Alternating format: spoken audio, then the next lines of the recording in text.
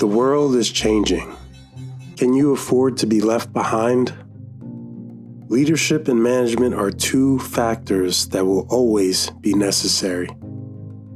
Do you believe that leadership and management are one and the same? Definitely not. When you say leader, you think of the President of the United States, or you think of, Steve Jobs, who is the most innovative leader, whatever your opinion, it doesn't matter. But like, you think about these big dogs, right? The truth is, a kid is a leader in their friends group and they're 7, and that's just when they're throwing rocks at trees. It's nothing like, a CEO. So they all share these leadership qualities. The way I like to say is that managers manage things and leaders lead people. So I think there's a really clear definition there. And I think the better we get at defining that and helping people understand that there are clear definitions, I think the better off we'll all be. No, managing people and leading people are different. I mean, there's some skills that intertwine, but no, I do not believe that they are the same. I think you can have good managers who cannot be leaders. I don't know if that goes backwards though. I think in order to be a leader, you still have to be a good manager, or you just at least lean on managers. Do you believe that leadership and management are one and the same? I guess not necessarily, but each one affects the other. Each one's a part of the other in one way, I believe. I guess it depends on how you define leadership. Leadership can just be in charge, but a leader needs to be able to manage things as well. So I guess it would just depend on how you define those two terms. I think a good leader is one of the team. A good leader, candidly, rolls their sleeves up and gets involved in the mess as well, and helps them succeed. I mean, you and I have talked about servant leadership. I think it's real. I think it's effective. I think it's long term, and I think that it will get people to want to listen to you and believe in you. Do you believe that leadership and management are one and the same? Well, I think there's a classic answer to that question. So we're all taught that it's different, that management is managing an outcome, a task, a function, a person, and leadership is creating an environment where direction and strategy and that boss, where we going, is really clear. And the suggestion is that if you're a leader, people want to do the work, and at times if you're a manager, people feel like you're thumbing them, that you're leaning on them. So what is your current approach to developing leadership and management skills? My coaching strategy is essentially that someone would engage me. Hopefully we're together at the minimum of a year. Hopefully, as long as they want to have me around, I can provide value. But my targets are companies that are between 2 million and 40 million, that are probably run by an owner operator or 3 partners that don't really have a board of directors. So my job is to make sure they're having the conversations they need to have and getting them to look further down the road. Because when they're working in the business, they're not thinking about 1 year, 3 year, 5 years down the road. They sometimes don't have the ability to set goals. Everyone needs a coach.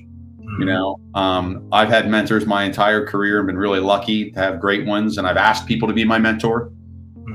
So I'm just trying to pay it back and take what I've learned and kind of, pay it forward. So I think that you have to be open to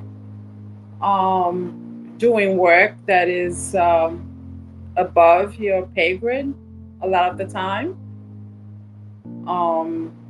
I think it opens you up to leadership issues, while at the same time you're filling your role, you're doing, but you sort of have to be able to do both. Okay, to develop myself as a leader, I think that it's really important for us to be constantly learning, whether it's from meeting new people, reading, attending events, just being really updated on kind of current trends, especially with technology changing so fast. I think that it's important as leaders that we have an understanding of what's happening to kind of interpret it. With AI, it could be a little confusing. There's some rules and regulations about it, and it just kind of helps add credibility as a leader, that we are up to date with what's going on. There's a quote out there that says, you can't lead others until you learn how to lead yourself. So for me, it's about that, establishing that really solid core of self-awareness, understanding who you are, what your beliefs are, what you're really good at, what you may define as something that you may define as a weakness, but it's just something that gets in the way of using your strengths. But understanding that it's a two-part scenario. So it's your awareness, but also your awareness of who it is that you're working with, whether it's an individual, teams, corporation, that,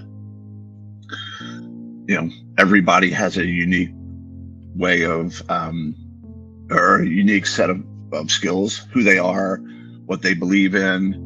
And you have to be able to understand those individuals as pieces of the whole in order to understand the whole and how to lead the individual and the whole. So what is your current approach to helping the kids and the parents and your staff also to develop leadership and management skills? One unique thing in my approach is we start from nothing. You don't have to you're not born a leader. It's whatever you've got. So when a mom or dad's holding a pad wrong, a kid can respectfully tell their mom or dad, Mr. Hayhurst told me to hold it like this.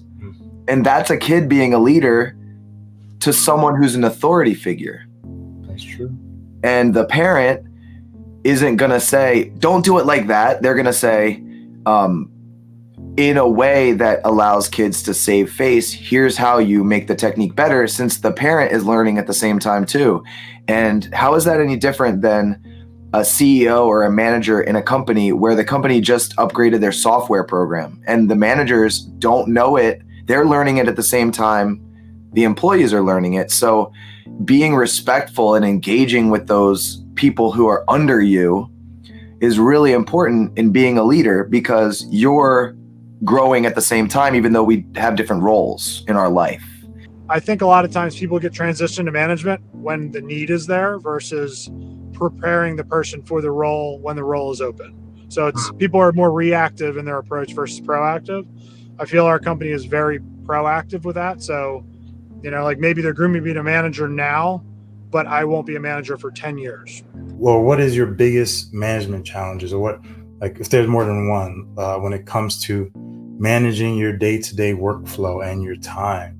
So I think consistency is my biggest challenge, and consistency in communicating with my team. Even though I say how important it is, it's the hardest thing for me. And maybe that's why I see it as so important, because it's what is taking up most of my attention. I think habits. I think we all get into habits. Not all of them are bad and not all of them are good, but we tend to do what we like to do and we tend to ignore what we don't like to do.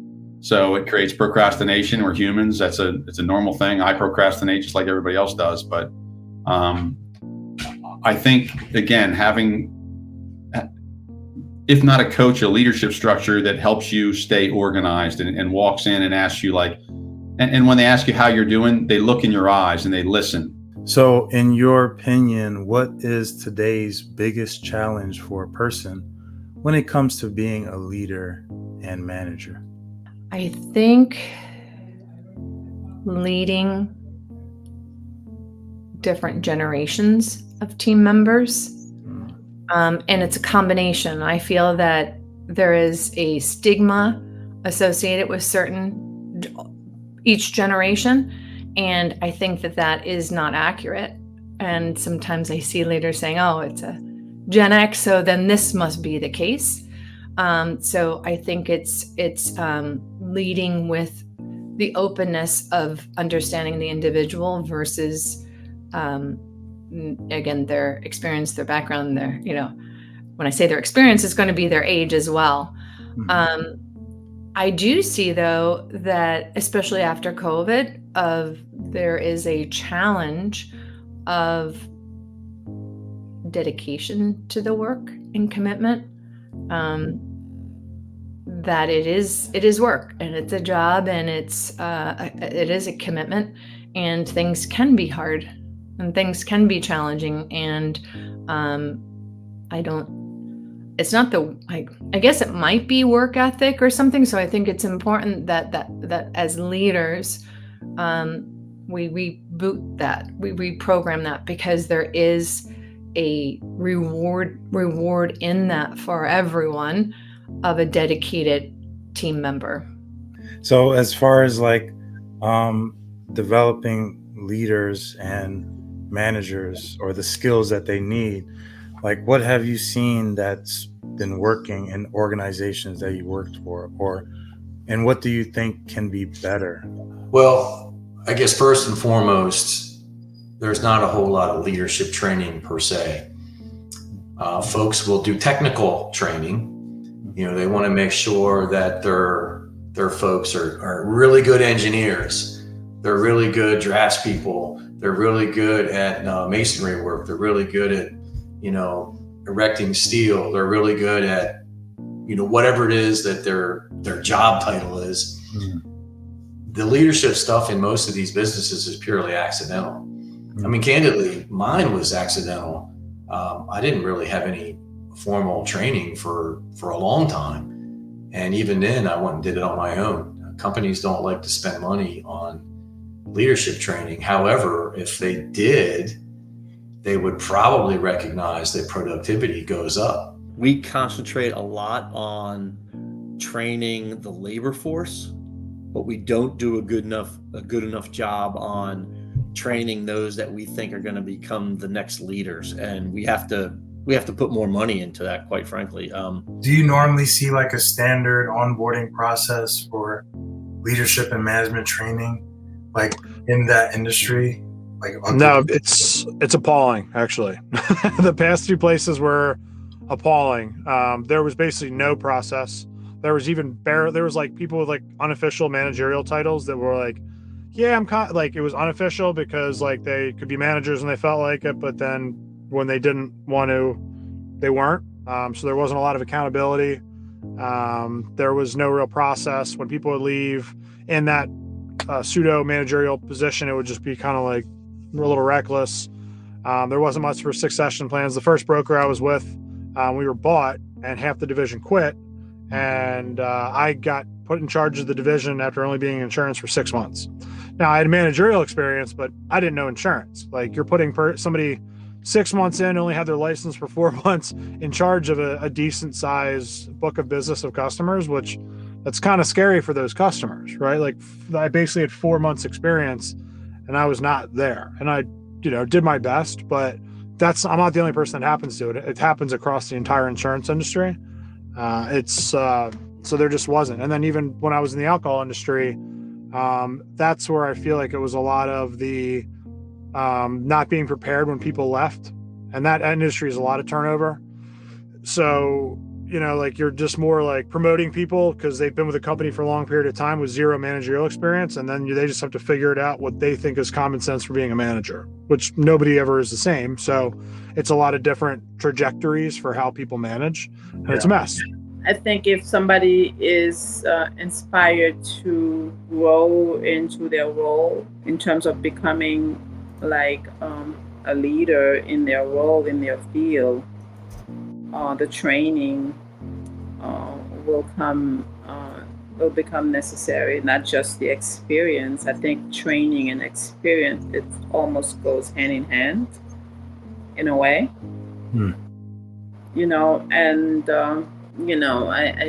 I think that it puts you in a position of being able to lead successfully. Yeah, you've got millions of people all around the world, billions, that get up every day and have no clue as to who they are, or even sometimes a care in the world of who they're working with, right? Yeah. So the things that, I don't want to say they're not working, but I think the things that you can only help so many people, right? So you got all these billions of other people who are just kind of going about their day, I don't want to say blindly, but without that acute awareness. So, there's so many people that are out there that could use it or that need the help. And I think it's just making them aware that, everybody needs coaching. It's just how much do you want it? How much are you willing to invest in yourself or your organization or others? The world has changed. Will you adapt and survive? Or will you give up and become obsolete? Right now, our world is at a tipping point. Longtime ruler Bashar al-Assad was ousted from power. Last night, Israel dropped what has been described as an earthquake bomb on Syrian military and air defense sites in the coastal Tartus region. Following the fall of the Assad regime in Syria over the weekend, the IDF Northern Command has activated an emergency plan to strengthen defenses in the Golan Heights. The Syrian Observatory for Human Rights described Israel's bombing as the heaviest strikes in Syria's coastal region in more than a decade. According to the group, the Israeli forces have launched over 800 strikes on Syria over the past week. Numerous drone sightings in the skies over the U.S. East Coast, especially in the state of New Jersey.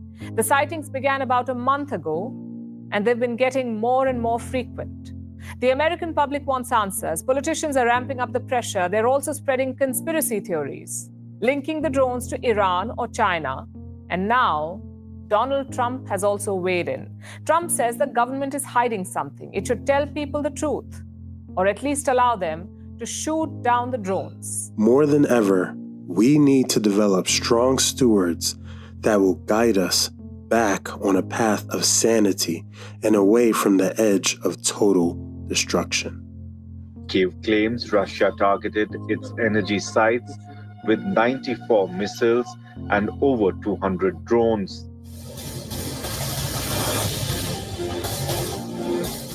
Zelensky has called for a stronger Western response. You must level up, cultivate yourself, and prepare for what is to come.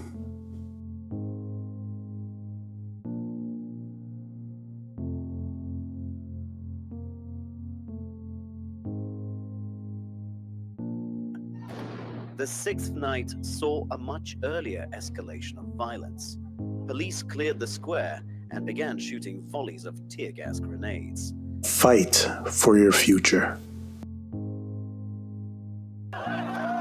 Soft soldiers and police block access to the legislature, and civilians fight back. 35-year-old An Gi-ryong grabbed the barrel of a soldier's rifle. "I didn't think," she said in an interview, "I just knew we had to stop this." Thank you for watching this video.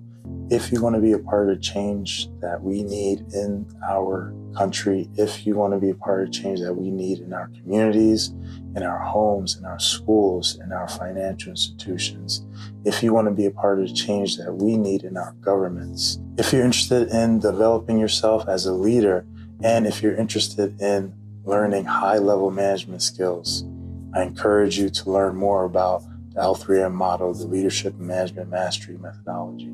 It can only be found at Taolu Academy. Right now, we are looking to partner with people who want to make a difference, who want to be better in their lives, who want to grow as a leader and as a manager. We're looking for people who want to be stewards, who want to understand what stewardship really means. If you are interested in personal, professional growth and development, then this is for you. You will find great value in learning about the Leadership and Management Mastery methodology. I guarantee it. We need more stewards. We need more true leaders. We don't need more oppressors or tyrants. We need stewards. We want to teach this methodology to you so that it can benefit you in your life as well as the people around you, the people in your household, the people in your community, in your neighborhood, the people at your job. They need people who want to be stewards. And if that's you, I encourage you to learn more about the L3M model. You can also check out our academy, 30 days free. Link is in the description for both of these things. Thank you once again for checking out this video. Let me know in the comments section if this information was high level or not. Feel free to check out some other one of our videos in our YouTube channel. Till next time. You is smart. You is kind. You is important. Level up.